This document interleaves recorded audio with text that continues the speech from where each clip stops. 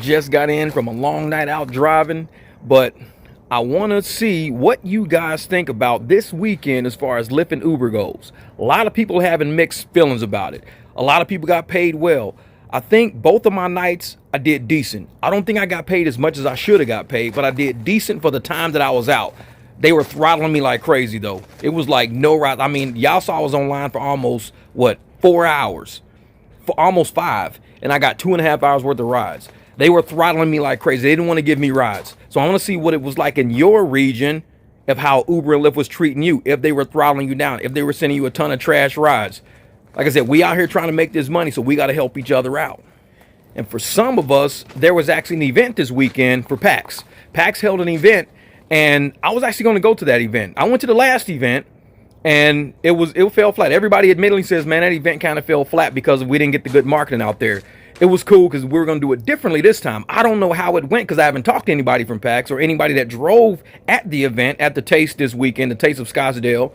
But the last one I went to, I was bouncing back and forth. I was at the event, talking to everybody, talking to people, talking to clients, and then I'd get a ping and I'd go handle the ping right around the corner. Then I had my private ride. I did my private ride, came back, hung out again for about 30, 45 minutes, got a ping, did a quick ping real quick, came back, hung out for another, 40, 45 minutes. So I did that at the last event.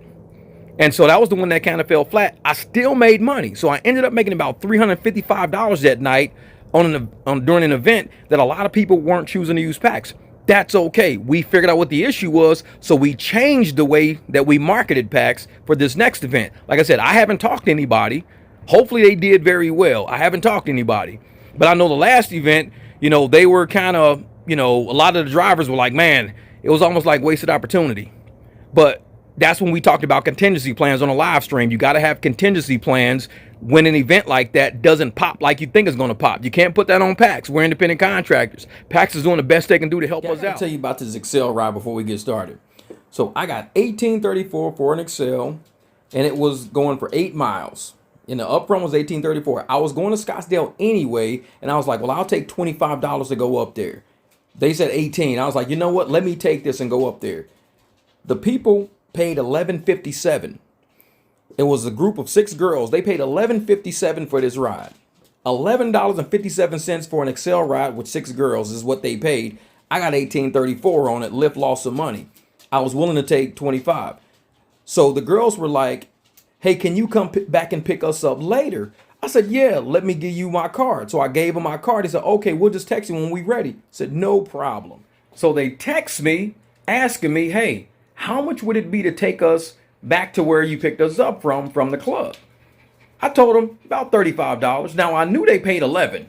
I already saw that. But this is Scottsdale, and this is about to be almost 2 o'clock in the morning.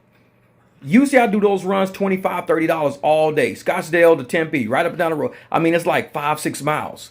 So you're getting basically $5, $6 a mile, $7 a mile the whole time. Easy money, easy money. Some people, when they got bigger groups, they'll drop you $100 bill. You'll tell them, 35, 40, they'll give you 100 and call it good.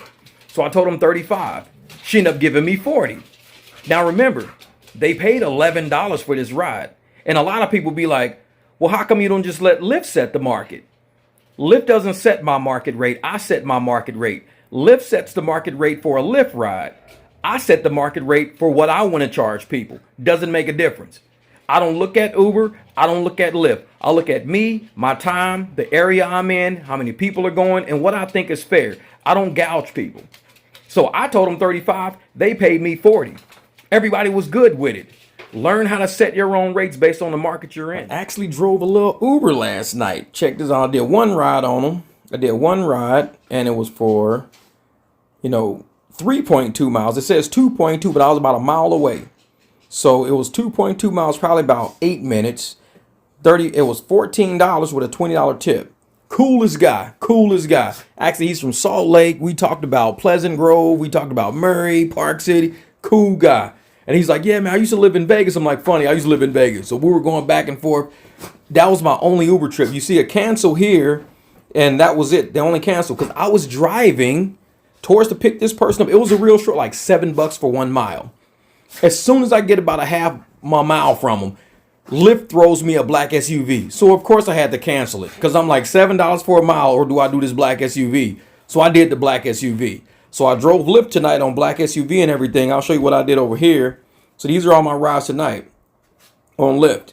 So I started out the night with a $63 SUV, 45 passenger canceled. Funny, the passenger that canceled is the same passenger that's that black ride right behind it. He canceled right here. So you can see where he canceled right there on Mill in Tempe. He canceled. I got 664. I drive off. He pings me right back. So I was like, okay. So I went and picked him up. So I got the 1664 plus the $6. So $23 almost, 23 bucks for one trip because he canceled the first time and pinged me right back. I was like, all right, cool, whatever. So, and the $45 SUV here, this was, 11 miles, not too bad. Traffic was horrible though. Traffic was so bad. And I was like, it should have took, there was one in here, I think it was the first one, this one here. This one should have took 34 minutes, took 42. 15 miles. Took me almost an hour to go 15 miles. Think about it. I went 15 miles and it took me almost an hour. That's how traffic was moving, like 15, 20 miles an hour, not up to speed. So I ended up with, because they gave me a tip, so I ended up getting $63 for that in 42 minutes. Not a bad ride at all. 63 in 42 minutes. I was happy with it. And then, I had another black SUV, this $27 here. This is a real short one. I went around, picked the guy right off the highway and took him, his drop was like 3 miles. So he went 3.4 miles. And he paid $25 and I got 27. I'm going to show you what Lyft was doing all night. Check this out.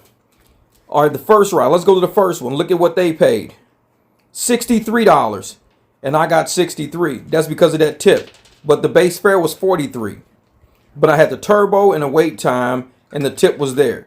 So my upfront was about $48 when they were paying 63 out of the 48. Now, as you see the trips that I was taking, the next one, $45. Look at what they paid. 36. And I got 45. No tip. No tip at all. They paid 36 and I got $45. No tip. And my upfront was 45. They only paid 36. Look at the next one. That was where the dude canceled. Then this here, he paid 15. I got 1664. And that was the upfront. He paid $15. Follow me on this one. Keep following me. As you can see, they're paying less than what I'm getting. $27.40. Look at what they paid. $25. Even my upfront was $27.40 and they only paid $25. Crazy. The last one I just did, it was a huge adjustment to it. I had a huge surge. So my surge was, let me open that back up again. It was 80% bonus zone. So I got 80% bonus, plus there was an $8.96 ride change. So that was almost $40 right there by itself. The base was only $29. So they paid 67. My base was 29, plus that 80% was already added. So it was $59. 50. So you can see my upfront right here. It was $53.46. So $53.46 was my upfront. It was at 29 and at 30 because that they had to do a ride change because we sat at Quick Trip for a while. So I ended up with $69, no tip or nothing, and they paid 67. Almost every trip I did tonight on Lyft, almost every one, the passenger paid less than what I got. I think they're trying to make us think because we're doing cash rides. And I think what they're doing, because you could see how many hours I drove and everything too. I drove 46 miles. So here we go, 46 miles. Wait a minute, let me hit it like this. 46 miles, $228 for 46 miles. 2.5 hours. My live streams are longer than what I drove tonight. My live streams be like 4 or 5 hours. But I'm making $228 driving, when on a live stream I might make like $26 total. YouTube might give me $26 on a live stream. So I'm 10x. When I drive, I'm 10x what my live streams are. My live streams, I get $26, but yet I can go out and drive in the same exact time frame and make $228. So trust me, when I say I'm doing these live streams and I'm helping people as much as I can, and I could be out making money like y'all, I'm dead serious. I'm serious. This is not even counting the $100 private ride I did for 5 guys standing on Mill Avenue that were just going to a short, they were going right in Tempe. And they were like, hey man, can you give us a ride, this and that? Our ride just canceled on us. And I was pulling up, I was about to pull off, and I'm pulling up and I looked over and I'm like, sure, why not? He says, man, give you $100. Dude slid me five $20 bills. As soon as he got in the car, five $20 bills. I was like, bet, appreciate it. Gave my card and everything. Dude was like, yeah, man, we appreciate you so much, man. We've been trying to get a ride. Nobody wants to take 5. I'm like, well, if you're looking at a car, you can't do 5. You got to ask an SUV. He was like, yeah, because everybody kept turning us down. I'm like, they don't know how to use Uber. They don't know how to use Lyft. So I was like, I try to educate them, and I gave them my card, told them about private rides, which reminds me, I got to put more cards in there because I ran out tonight. But that's all I was doing. Like, I rejected like 68 rides because that's how I got those 80% bonuses. I was running the app on the lowest tier, but I'm getting black SUV rides and doubling and tripling up that bonus with that 80% down there. So I'm kicking out all of these crazy rides, all these $12 rides, $25 for 20 miles, kicking all those rides out. And then I got that banger, you know, that big SUV right here, this one. Had that $30 bonus sitting on there because it had that 80% because I'm on the lowest tier. I'm on the lowest tier, but I'm waiting till they throw me a black SUV. It's a little game we play. I could have left it on black SUV and I would have probably got black SUV pricing with no surge. Get that surge, drop it all the way down to the lowest tier, kick out as many rides as you can. Wait till a black SUV hits. As you can see, some of my rides were doing it all night. Look at that, I had a bonus right here on this black SUV. I had this all the way down on the base tier. All the way on the base tier. Bam, it hit. I was in a bonus zone, 10% with a 20% turbo. Got the money. You got to do that sometimes. Drop it all the way to the base tier. Don't worry about, well, I just want to do black SUV. Kick all those rides out. Usually, I don't kick a lot of rides out. But if you can look, I kicked out 68 rides. 68 rides I had to kick out. And I only took 5 of them. So that's 73 rides. I took 5 out of 73 rides tonight. 2.5 hours, 46 miles, plus the $100, plus the 34 on Lyft. on Uber. So that's $360 I made in less than 3 hours. About $360 in less than 3 hours. Because that $100 ride probably took me, I would say, less than 10 minutes. Because it was in Tempe. From Mill to Tempe, I whipped the truck around. We got through traffic. Traffic going south was easy. Whipped the truck around, went south, got them to their house and everything. Super easy. It was perfect. Then I had the Uber ride. I don't know how long that took. Let me see how long that Uber ride took. Because that was 2.5 hours plus the 15. Oh shit, I'm sitting on the bonus right now. Almost 12. Come on, thing. This ride was how long? 5 minutes. So really it was probably about, I would say 13 minutes maybe. Because it took me about 3 minutes to get to him. So it was 8 minutes. So, like I said, 8 plus the 10, that makes it 18 minutes. Add to a 2.5.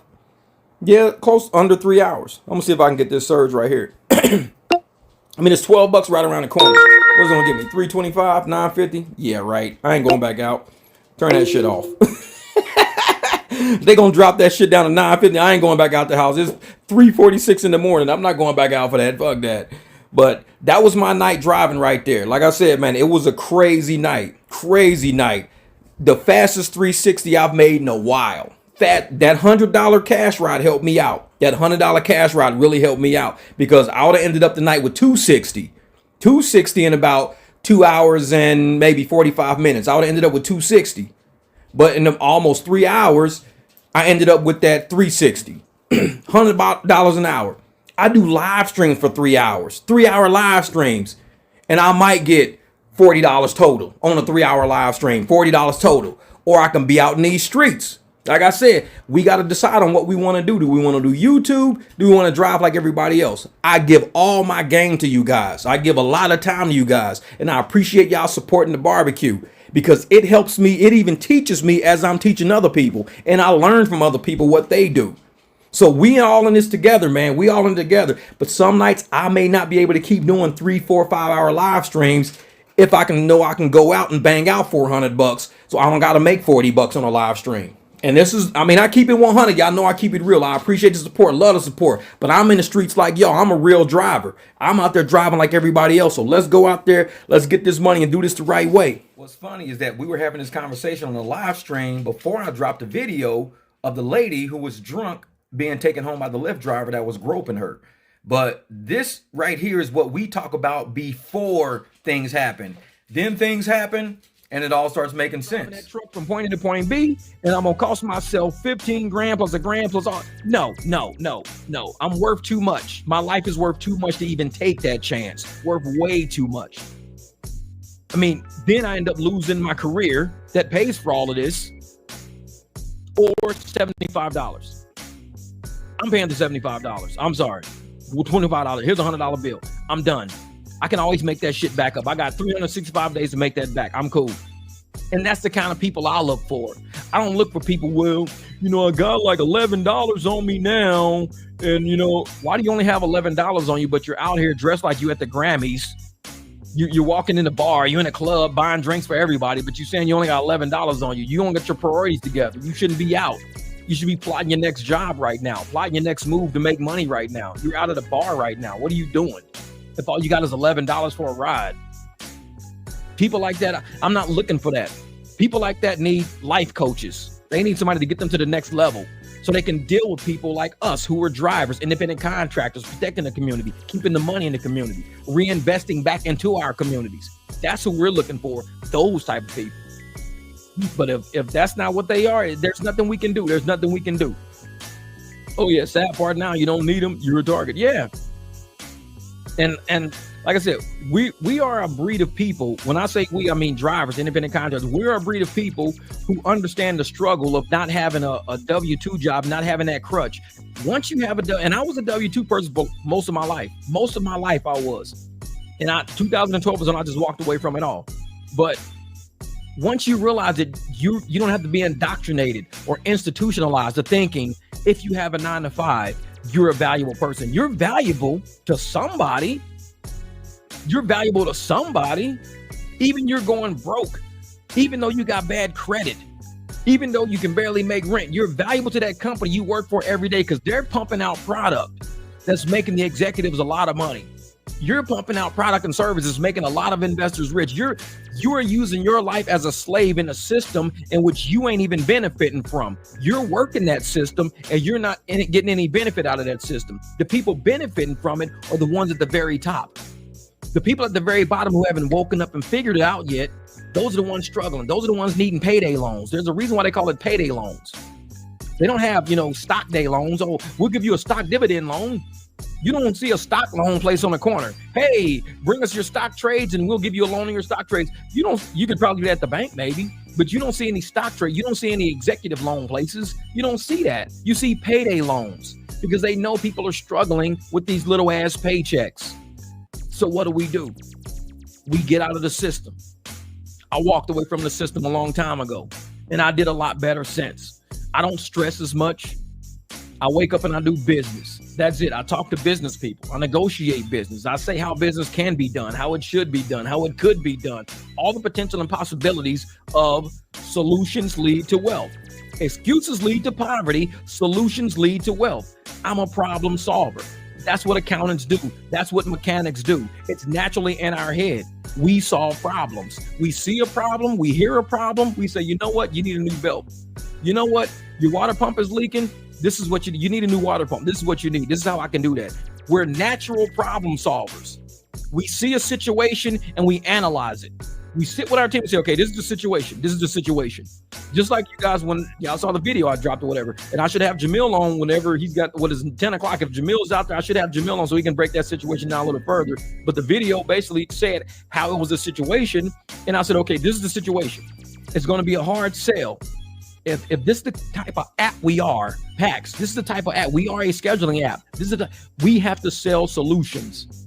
This is how we sell a solution. All right, bro, I'm going to bring you on. This is how we sell a solution.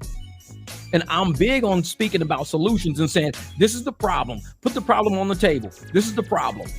You don't hide the problem. You put the problem on the table. And you say, okay, so if we know people are going to come up and say this, How do we resolve it before they even come here? We're already there before. We already been through it before. We don't replicate and repeat the things that we know drivers are going to say. We already say, okay, this is how you fix it. You're going to have something on your app pop up. It's going to say 30 miles to basically from the zone you're at, because we talked about zone packs too. And I happen to be in like section 8. Out of all fucking numbers, my zone is section 8. Ain't that some bullshit? We zoned out an entire map of Phoenix and we numbered it accordingly. Mine fell sequentially in section 8 is where I fucking live. Section 8.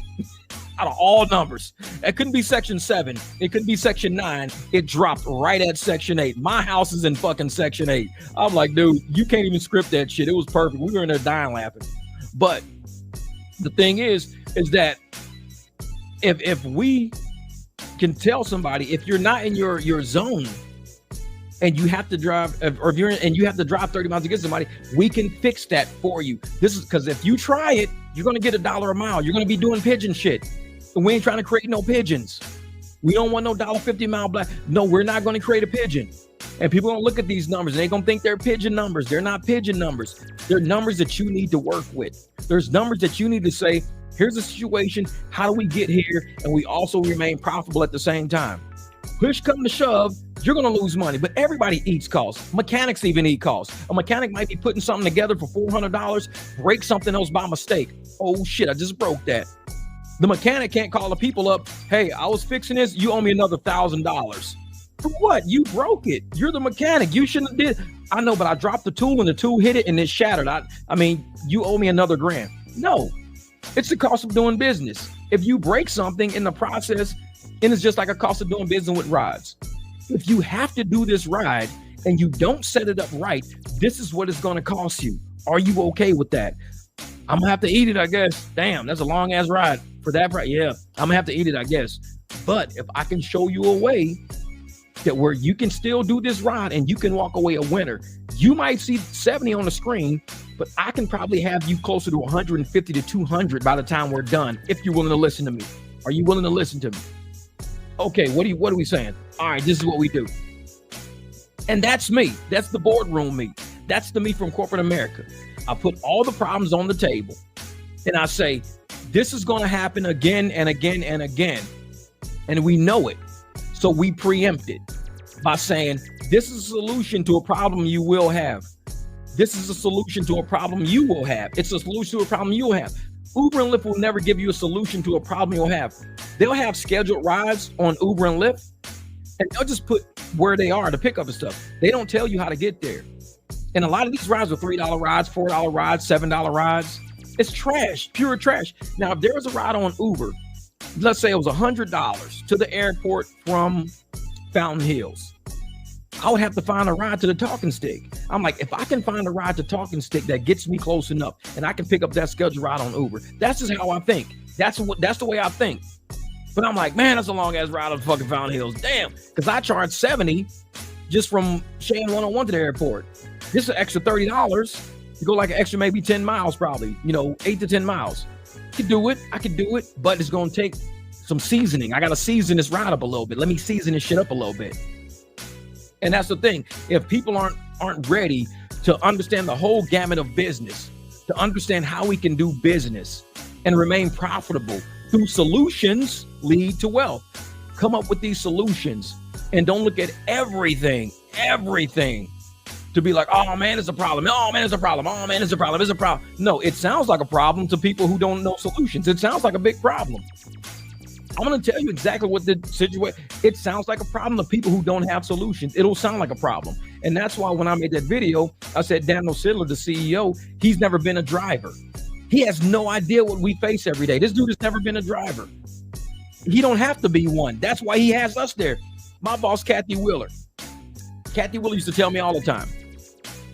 When I would go ask, she was the CFO, Diamond Resorts, working on the Stephen Klubeck. I was under her.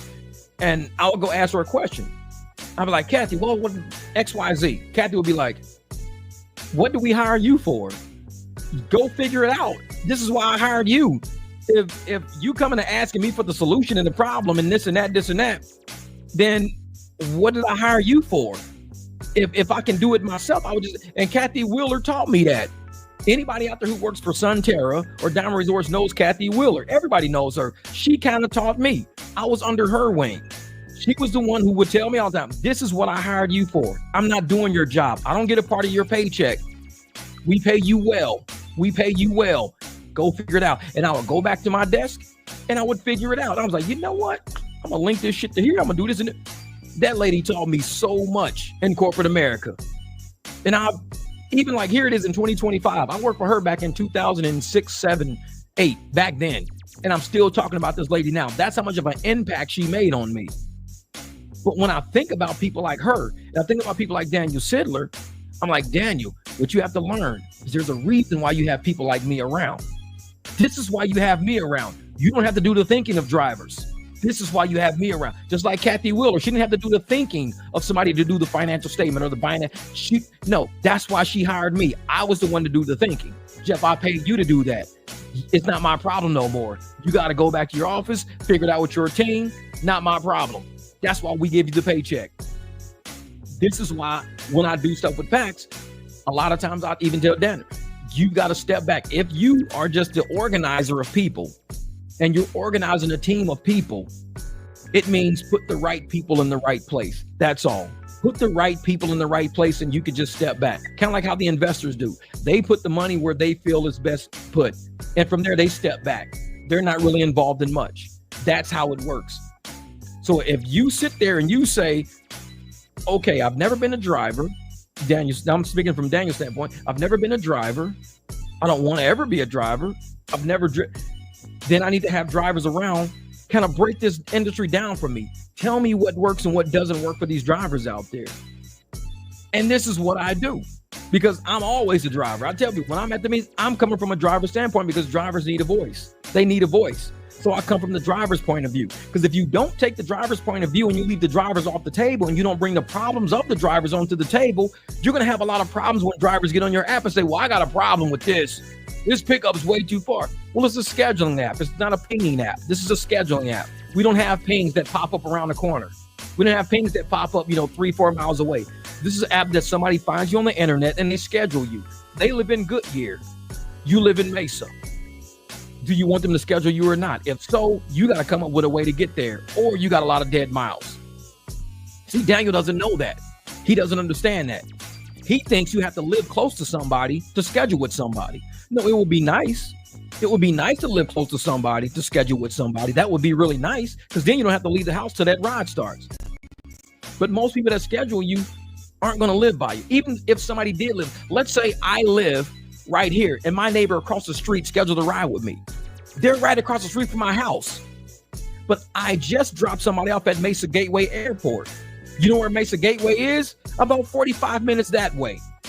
Even though I live across the street from these people, at the time of their ride, I'm 45 minutes away from these people who live right across the street from me. So you know what that means? I got to drive 45 minutes all the way back to pick up people who live right across the street from me. So just because you live by somebody doesn't mean those are the only requests you should. You have no idea where the apps will take you. You will end up in another city driving on these apps. You will end up 2 hours down the road. So you can never use your home base as the prime location of where you operate from. We're not Walmart. We don't just sit in one place and be dispatched in one place. We're everywhere. Oh, yeah. So I tell folks, you can't assume just because somebody lives in this zone here that that's where I'm going to be working from 24 hours a day. We're drivers. And that's what a lot of, at PAX, they need to understand. We are drivers. We can be anywhere at any given moment. I live in South Phoenix. I can be in Fountain Hills right now. So if my neighbor across the street from me books a ride with me at noon, I'm in Fountain Hills at 11 a.m. Guess what? I got a drive to make, even though they live across the street from me. So you can say, oh, Jeff, this should be an easy one for you. They're right across the street from you. Bro, I'm in Fountain Hills right now. Oh, shit, we thought you were at home. No, I'm in Fountain Hills right now. So that means I got to link some rides together to get all the way back if I accept this ride. I mean, they live across the street from me, sure. But I need to link rides to get back home. So the premise that you can only get rides that are close to your house or close to where you are is already the first mistake. That's the first mistake. The more drivers you have, the more schedules you're going to have, the more people are going to be spread out all over the city, the more these drivers need to figure their shit out. You can't say, I got 200 drivers and I need to figure out where everybody is right now so I know what rides to give them, what rides not to give them. Oh, you're one person with 100 drivers, and you can't sit there and go, well, I need to figure out where Jeff is, where Jim is. I need to figure out all these, because once I figure out all these people are, then I know what rides to give who, and I know, no, you're doing too much. Once a rider gets a ride and they're locked in with that rider, with that driver, like Kathy Wheeler says, that's what I hired you for. If somebody hires me as a driver, it's my problem now. It ain't got nothing to do with anybody else. If I accept the job, it's my job. Just like Kathy Wheeler said, I hired you. Don't bring me that. So I can't go to anybody else. Once I accept the ride, I can't go to anybody else. The other day, and I did a video about this. I did the last live stream. I set up 2 rides. One was at 2:30. One was at like 2. It was real close, something like that. And I got a black SUV. King James got a white Camry. I set up rides that day. And the people said, well, my parents need to be picked up, taken to the airport. Thunderbird and 51. Cool, got you. My client, Shay 101. I need to get to the airport. Exact same day. They damn near overlap. I didn't tell either one of them no. I told both of them yes. The times were overlapping, and me, I told them yes. You know I said yes because I don't want them on Uber or Lyft. So I said yes. As soon as I got it, the first thing I did was I messaged King James because I know he basically operates out of downtown, but he's up and down to 51 a lot. I know he loves the 51. It's real quick. North Phoenix and all that. I said, hey man, in 2 days, I might need your help. I sent him a text message. I said, 2 days, I might need your help. I just booked 2 clients. The times kind of overlap. I could probably do it if there's 0 traffic at all, which is not happening. It's a Sunday or a Monday. I think it was a Monday. I said, it's not happening. 2:30, yeah, it ain't happening. I said, so I might need you. I said, this is the coordinates of where it's going to be. Thunderbird and 51. I said, are you okay with that? He says, yeah, I'm cool. I said, okay, let me let you know in a couple of days. This is what I text him. I said, let me let you know in a couple of days because I'm going to see if one of them cancels. If one of them cancels, then I will need your help because I can easily do 1. 2 is going to be kind of hard.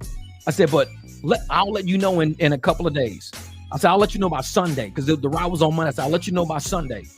Sunday came because I had days to figure it out. And I even did a live stream about this. And King James is on the live and he got paid $55 for it. So I had a couple of days to figure it out. No problem. I'm a driver. I'm a businessman. This is what I do. So Sunday came. Nobody canceled. I was like, okay, King James is a play. Tomorrow I'm going to need you. Here's the address. This is the lady's name. I'll text her. I'll let her know a white camera will be showing up, not me, because I had a prior engagement. I got this to do. I got this. I handled it all. All I said was, can you do it if I need you? He said, yeah. If he would have said, you know what, man, I can't. I still had at least a day. Because I didn't wait to the very last moment. I started out with like 2 or 3 days. I worked it down to a day. At a day, it was a sure thing. Nobody canceled. I locked both people in. Nobody used Uber. Nobody used Lyft. I got my client to the airport. King James got my other client to the airport. He got paid a black SUV rate driving a white Camry. That's what I do. Solutions lead to wealth. Excuses lead to poverty. Solutions lead to wealth. So when I am given a task in logistics, and it's my task, it's my client in logistics, I solve it. I'm a problem solver. Like I said, if I hear a car squeaking or I see a water pump leaking, what do? I solve the problem. I'm a problem solver. I can tell people, just like I told King James what the issue was. I said, I accepted 2 rides, this and that. I told him the entire issue. He said, no problem. No problem. I told him the entire issue. No problem. King James didn't get upset. He didn't say, well, you need to cancel that ride or I need to. No, he didn't. He says, just let me know. Will do, because he trusts me. He knows if this is what Jeff is doing, I've worked with Jeff for a long time. See, Daniel Siddler's never worked with me. Danny Bunn's never worked with me. These people have never worked with me. They don't know me. So they met me through YouTube. They don't know me, though. King James have been running like 2 years. I think I had the Jeep when I met him. He knows who I am. So he's like, well, if Jeff says this is what's going to happen, Jeff already laid the whole problem out. He laid out where each person is. He said his issue would get into certain people at certain points in time because of traffic, this and that. He said, but this is what we're going to do to solve that problem. Then I'm going to rock with Jeff. I trust Jeff. I know him. He says, Jamil knows you're right, brother. You're right. And he says, you know what? I trust Jeff. I'm going to rock with Jeff. He's got it under control. I'm not worried about it. He'll let me know. Days. I didn't contact King James for a few days because it wasn't time yet. My people were both locked in. Nobody was canceling. They were both locked in. I accepted both trips. They were both locked in. But I'm letting time play itself out. Seeing what falls through the bottom. If something falls through the bottom, I can say, King James, fell through the bottom. Don't even worry about it. Okay, cool. Appreciate you being there. I might send him $5, $10 cash app just for doing that. But the fact that it didn't fall through the bottom. And I was like, exactly what we thought happened is about to happen, bro. It's on. Here's the address. Here's the people number. Here's their phone number. This is how much luggage they got. I gave them all the details. Because once something hits my plate, oh, you don't got to worry about it no more. Because I'm a problem solver. That's my whole thing. And Jamil, like I said, you know how I roll.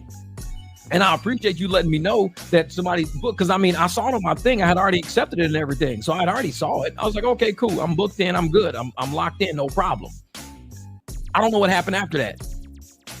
That was I think you messaged me at 3 o'clock p.m. At 3 p.m. By 7 p.m., I no longer had the shit I was out working, doing where I was doing everything under the sun. So from 3 p.m. of me getting that ride locked in on PAX to 7 o'clock p.m. of me saying, you know what, Jeff, we're going to schedule somebody else. I don't know what the fuck happened. Like, I'm like, how are y'all going to just arbitrarily? And like I said, and it's the correction on that because Jamil let me know.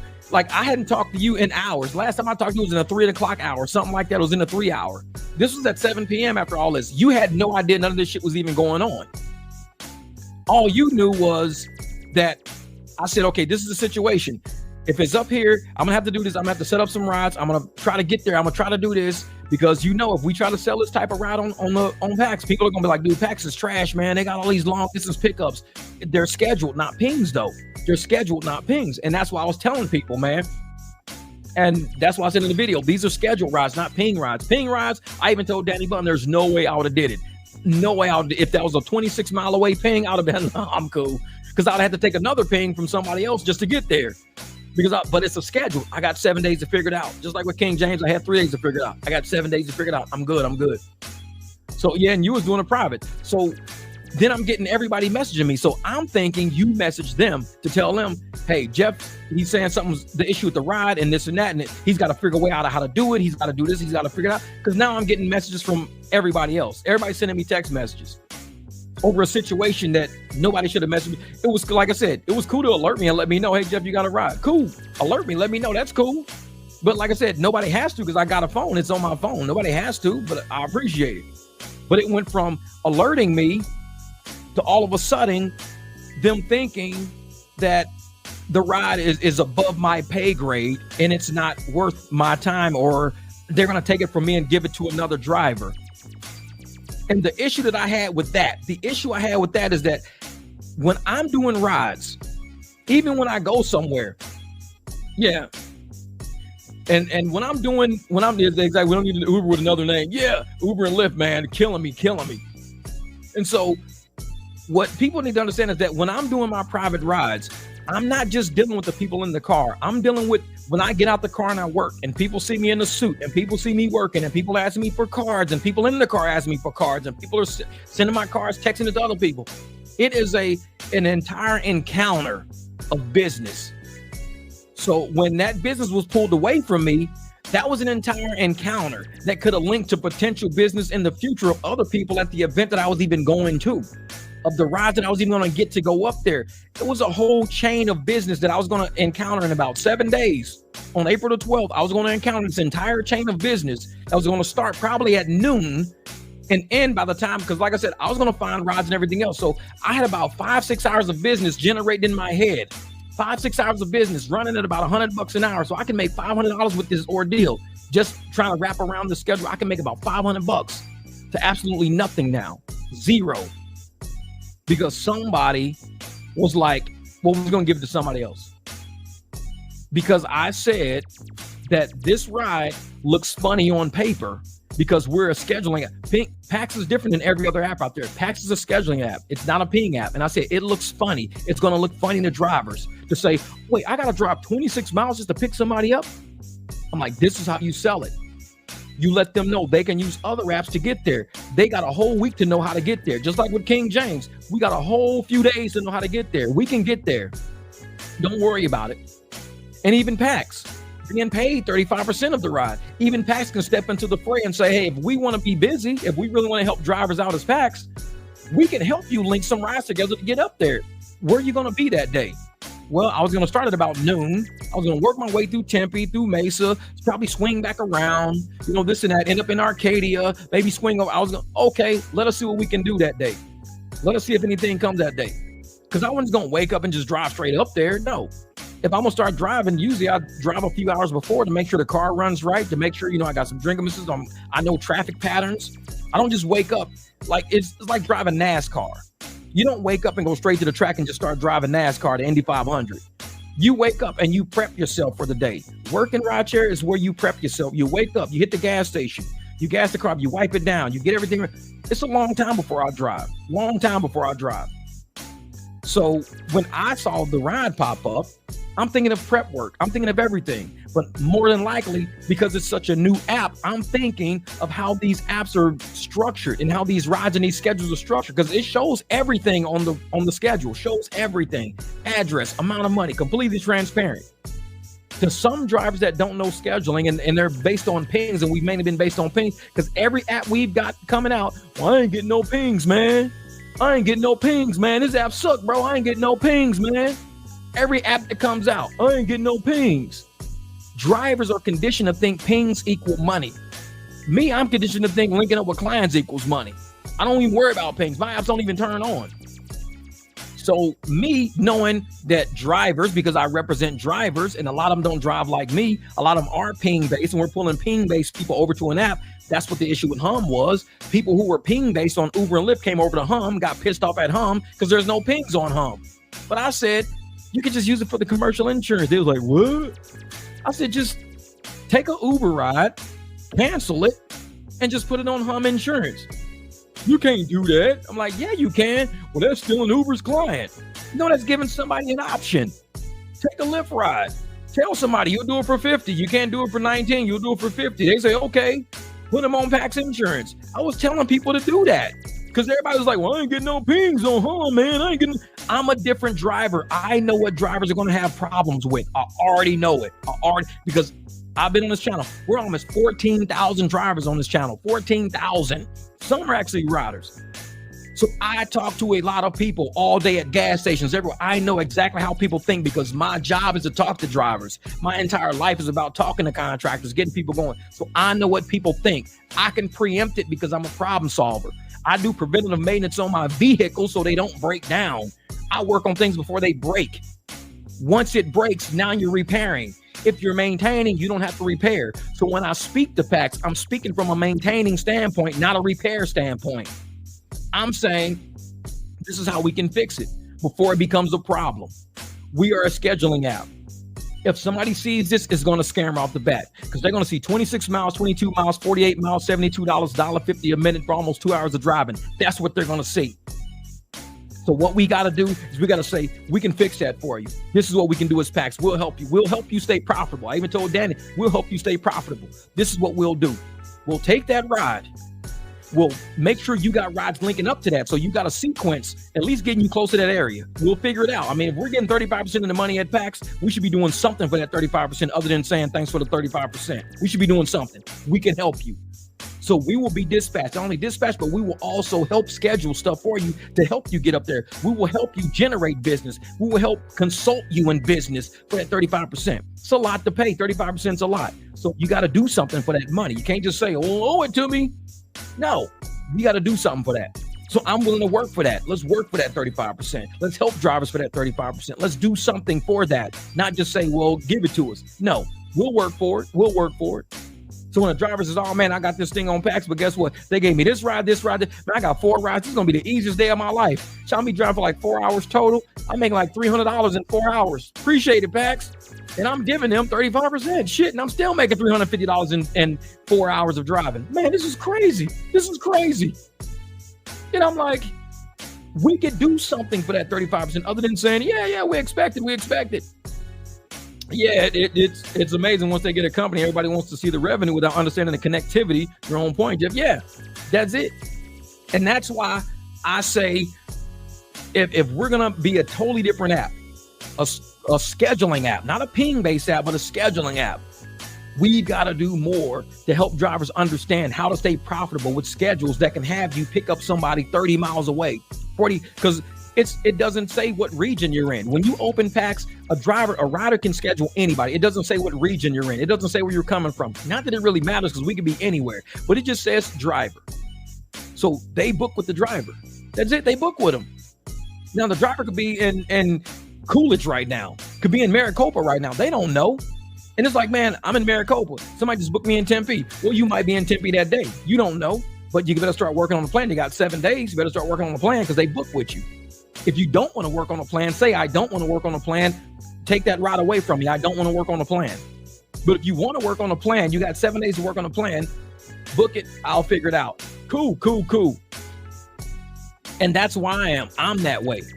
I tell folks, if we're going to solve problems, if we're going to show people how to make money, if we're going to really be the type of app that go out there and show people how to, like I said, stay profitable above everything, because Uber and Lyft will keep you busy. You will make way more money driving Uber Lyft right now than you will make on Pax. I guarantee it. But it's going to be at a loss. You're going to be driving for $1 a mile all day on Uber and Lyft. But your gross at the end of the week is going to be about $2,000, but you also did 2,000 miles. Private rides are still the number one way to make money out here. But Pax is still growing. It's still small. They were an executive scheduling system. It doesn't matter what we can call ourselves, a dinosaur scheduling system. We can call ourselves a Lamborghini scheduling system. We can call ourselves, a potting soil. The adjectives no longer matter. What matters is the actuals. You are a schedule-based app. I don't give a shit about the adjectives. You could be a bottle of water schedule. Adjectives don't matter to me. Tiers don't matter. Adjectives don't matter. What matters to me is, what are we really doing? What is the function? That's it. So to say we're an executive scheduling system, I'm thinking I should be getting some executive level treatment, not just giving executive level service for 35%. If I'm giving you 35% of all the money I earned, then you better be doing something for that 35% if you're an executive scheduling system. That's what I'm saying. Don't add adjectives to something unless you're ready to add money to something. So if you want to add adjectives, be ready to add some money to it. Just say we're a scheduling app. That's it. And leave it at that. We're a scheduling app. Because once you start saying, well, we're this, every app, Uber can schedule you a ride. Lyft can schedule a ride. Hum can schedule, anybody can schedule you a ride. But who's taking 35% of the money of that schedule? That's the trick. Uber's taking about 50% of the money, sometimes 70% of the money, and they ain't doing shit. And we don't like it. They're taking 70% of the scheduled ride, and they're not even doing shit for that money. And it upsets us. 50%, and they ain't doing nothing but putting it on there. It upsets us. What Hum, they probably take what? Commercial insurance, maybe. I don't know what they take, because I don't do scheduled rides on them. But they don't take them with like a couple of bucks. So to say we're an executive scheduling, what are you doing in an executive manner that makes an executive scheduling? Just my truck? If it's about my truck, then pay me for my truck. But if you're like, well, we're an executive because we're doing something at an executive level, then schedule all my shit for me. Figure out my ride sequence to get to where I got to get to. Really do it. Really do it. And like I said, adjectives don't matter with me. Adjectives don't. What matters to me at the bottom line is the level of work I got to do. The level of work I got to do to get paid what I got to get paid. And private rides right now is paying people way better than any app could pay. So, yeah, what I'll send you and show you that Pax was paid more than Uber was simple. Yeah. But that's the thing, though. With a lot of these apps out there, what people want to do is they want to use, how much you got paid. But what you're forgetting is dead miles matter. Time matters. The one advantage Uber has over every app right now is market share. That's the only advantage, market share. Uber can send you a ride. I can get an Uber ride right now around the corner. I can get an Uber ride anywhere right now because they have market share. They have everybody has Uber on their app on their phone right now. They've got market. Everybody on my street. I guarantee more people on my street got Uber on their phones than they have Pax on their phones. So that's the advantage Uber has right now. Everybody has the Uber app on their phone, which means from a growth standpoint, I'm quicker to get paid on Uber than on any other app. And I can be paid more frequently on Uber than any other app. That's the only issue. If you say, well, we'll pay you more on Pax, I might get paid on Pax once a month, but I can get paid on Uber once every 30 minutes. Once a month versus once every 30 minutes. At some point, if that once a month doesn't equate more than once every 30 minutes over that month, then that means I'm only making $72 a month with Pax. That's all I'm making is $72 a month, when I can make $72 an hour with Uber. So you got to look at not just how much you get paid, but how frequently you can get paid too, which is why I go back to, we're a scheduling app. You have to know how to sell a schedule. If you're trying to sell an app saying you'll get paid more app, you're going to lose that battle each time. You're going to lose it each time because people need to be paid frequently. And if Pax is not paying you $5,000 a month, but Uber is paying you $5,000 a month, you're going to lose that battle each time because people's house bills equal $3,000, $4,000. People's house bills are equaling so much money per month. So if your house bills are equaling X amount of dollars, but an app is only paying you $72 out of that $3,000, where's the other $2,928 coming from? Where's it coming from? Uber. That's where it's coming from. So when I speak from a real standpoint, I don't speak in rhetoric in particulars. I speak like real. I keep it 100. And I'm, like I said, I'm pulling for Pax because Pax supports the barbecue. And you guys are pulling for me over here and I'm pulling for you guys. But you guys got to be real. You got to keep it 100. You got to be real because I won't sell fake shit on this channel. Not that you guys are being fake, but you're not understanding what drivers are saying. Drivers are saying we are not being paid. My bills are $3,500 a month. Can you guarantee me that Pax will pay me $3,500 a month right now? You can't. We have been on Pax since early February. I've done 2 rides since early February. It's now April. That's 3 months of bills I paid. I paid February bills, March bills, and April bills. I've done 2 rides on Pax. It's about bills. It's about bills, man. It's about bills. So we could talk about, well, Pax is going to pay you more. Will they cover the bills of my house? That's the reality of it. That's what people want to know. They don't want to sit up and hear, well, you know, for the miles on here, the miles, exactly. Nobody can promise anything, which is a good point because I sat there and I said in meetings, when we first started meeting with Nathan and all these guys, the first thing I said is we cannot overpromise and underdeliver. That's what drivers have. And I said, we have heard everything in a rideshare game. Every app has come out with amazing shit. Every update is more amazing. Nobody ever gets paid more. Nobody ever gets paid more. So what I do is I say, add up all, and I've said it on live streams, add up all your bills per month. Divided by 30 days if you're going to work every day. Divided by 20 if you're going to work 20 days. That's how much you need to make every day to cover your bills every month. I've said it on these live streams. I don't know how many times. I even said it in videos. So if now you know your expense side of the equation, Pax is saying we can handle the revenue side of the equation. I'm telling you, I've been on Pax since early February and I've done 2 rides on Pax. The expense side is getting bigger and bigger and bigger. My revenue side on the Pax is not getting bigger right now. So you can always say, well, Pax is going to pay you more. Theoretically. But we're not speaking in rhetoric. We're speaking like real.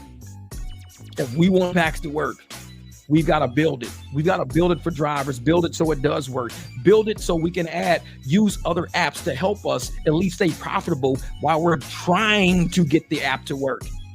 That's the thing. That's the thing. Oh yeah. We've improved. I would say it has improved because like I said, I've done 2 rides on Pax, 2 rides. I've had 2 glitches on Pax already. I would call them glitches. So I'm out of 4 deals, I'm 50% good right now on Pax. I had 2 rides and 2 hiccups. So the first hiccup, we all know because we were texting about it, was you guys were testing the app and nobody told me you guys were testing the app. It was no system maintenance message, no nothing went out. And I ended up accepting a ride that wasn't a real ride. Luckily, it was close to my house. And I drove to where the pickup was, and the ride just disappeared. Now that was time, effort, money, me getting dressed, me wiping my car down. So I sent it. There's a bug on the screen for PAX. There's a bug. And I'm glad you said something about this. So I followed protocol of what I knew, because this is what PAX promotes, protocol. I clicked the bug, report a problem. Hey, I just got to a pickup point to pick somebody up for this ride that I had on my thing. And when I got to the pickup point, I hit arrive and the ride just disappeared. It's not there. I'm just sitting here. No cancel fee, no, termination fee. There's no travel. It just disappeared. And I put that on, I clicked the bug and it went to the bug. I'm telling everybody the story because nobody knows the story except the people that were on the text that day. So instead of people saying, oh shit, man, we were sorry about that. The only person that apologized actually was Luke. Because the driver said, Luke, there's a lot of people out there named Jeff, a lot of people named Luke, a lot of people named Tony, a lot of people named Mark. All I saw was Luke. I didn't think Luke, the driver. I didn't think there was a test going on the app. I didn't think that because nobody sent a message out saying, hey man, nobody take the next ride. We're testing the app. Nobody said that. And we knew what the glitch was because Luke was supposed to be able to send himself an appointment and get it himself. That was one of the hiccups, which is why I said I was glad that the hiccup happened because that hiccup helped fix the app. Me accepting that ride when that ride shouldn't even been present helped you guys understand that the app was glitching because I picked up the ride. I went to where it was. And when I went to where it was and the app disappeared, Luke said, I'm sorry, Jeff. Luke said, if you want, I'll pay you. I'll pay you for your time, Jeff. Luke said that. Everybody was on the message. They saw Luke said, I'll pay you for your time, Jeff. And I said, dude, don't worry about it. I said, we're working on the app right now. Don't even worry about it. No, he said, I feel bad. Luke was like, man, I feel horrible, man. I'm sorry. I'll pay you for the whole ride. I said, no. I said, dude, don't do that. I said, we fixing the app right now. I just wish somebody would have said, hey, we're testing the app. That's all I wish. Somebody said, hey, man, set up a ride account that says test driver or test rider. And everybody use the test rider account. The way we know if we see the word test rider instead of a name Luke, we know not to accept it. It says test rider. Okay, this must be a test they're running right now because it says test rider.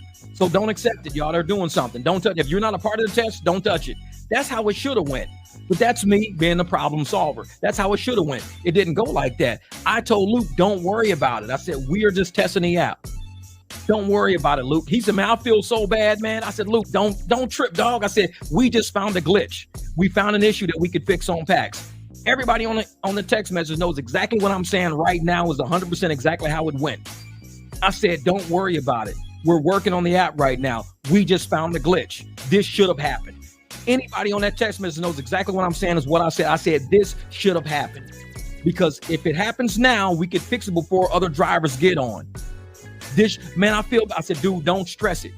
We now know that when you try to set up a scheduled ride with somebody, it shouldn't pop up for 45 minutes or whatever. It shouldn't be available to the public for so long. The fact that it was instantly available means something in the back end dropped through. We only figured that out. We only figured it out through you trying to test it.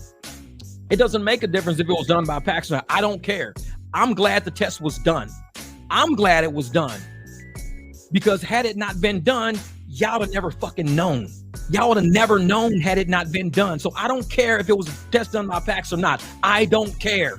The fact that it was done was important. I'm glad it fucked up. I'm glad because it let y'all know there was a glitch in y'all system. Y'all keep bouncing back and forth with the bullshit. Well, it wasn't authorized. Fuck the adjectives. I don't care. It wasn't authorized. It wasn't done by PAX. I don't care.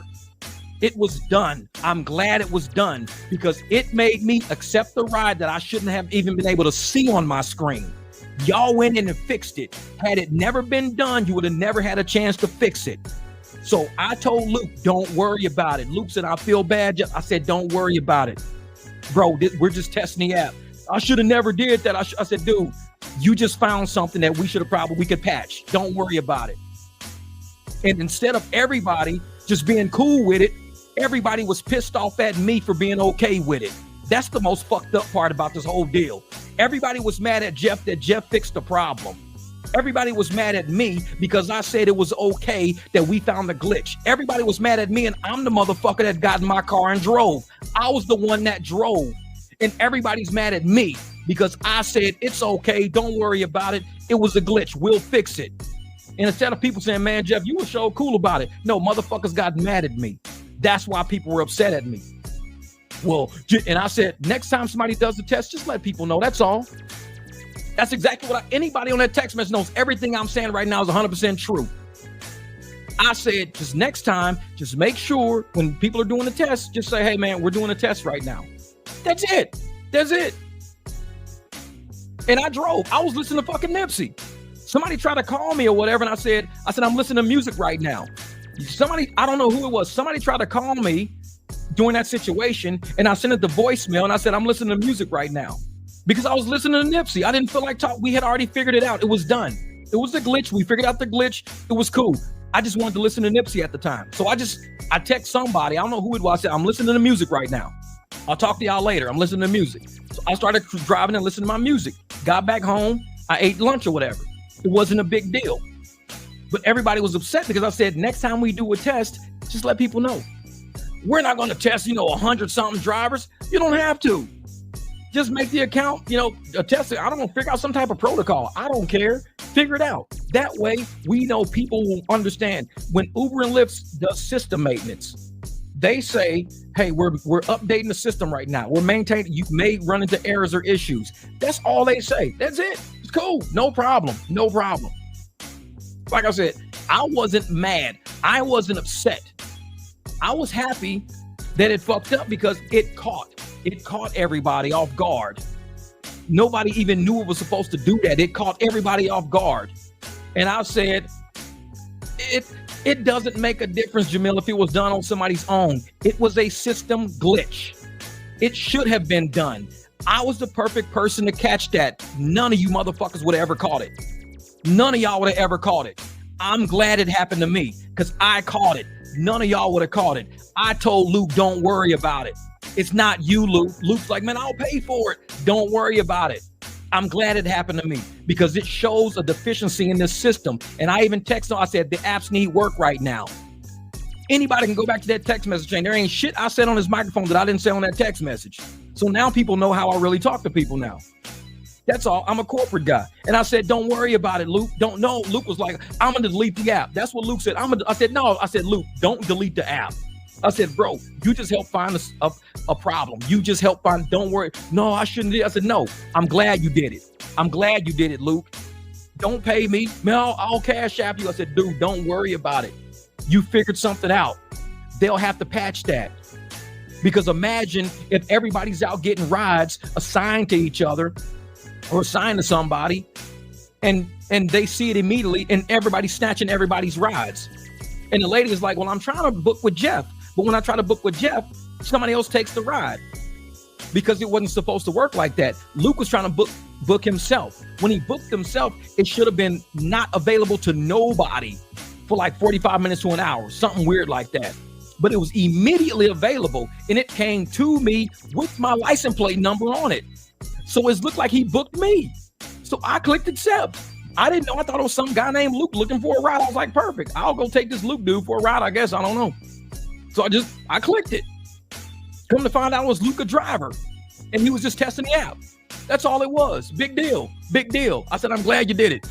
Jeff, I'll pay you. Don't worry about it. Don't worry about it. I don't get hung up on particulars like that. I'm just trying to fix the problems. When the problems pop up, be a solution. Solutions lead to wealth. Excuses lead to poverty. Y'all acting like some buzzards. Deactivated from Lyft. I was, but I wasn't for years. Easy does it. Do it easy cause I love it. Rub it in they face. Raise to God. Be above it. Get a shovel and I shove it down they throat. I'm the GOAT. All the rides that I poach and all the drivers that I coach. Make them scatter like a roach with the lights on. And we gone. What we on, you peons. Been doing this for eons. Heat-ons, heathens, speed on, keep reading. The comments from the most honest contractors is breeding. These champions, we winning while we grinning as the wheels keep spinning. Fog lights is dimming in a driveway for highway on my way. Reminiscing with Nipsey on Spotify while I play the game like it's supposed to be played. Supposed to stay paid, y'all steady staying posting the afraid of dragons I slayed. Judge.